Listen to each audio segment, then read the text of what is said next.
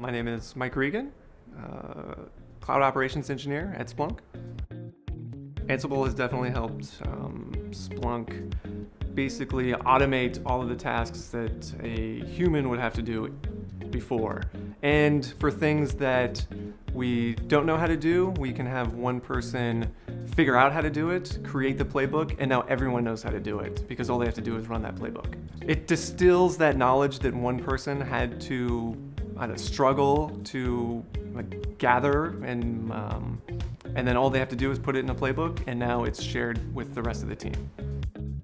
We've started to use Tower for our running and scheduled jobs. Basically things that we don't want to tie up an ops engineer's workstation with.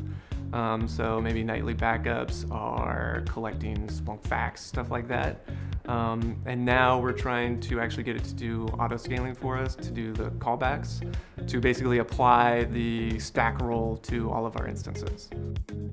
We basically deploy a Splunk cluster to the cloud.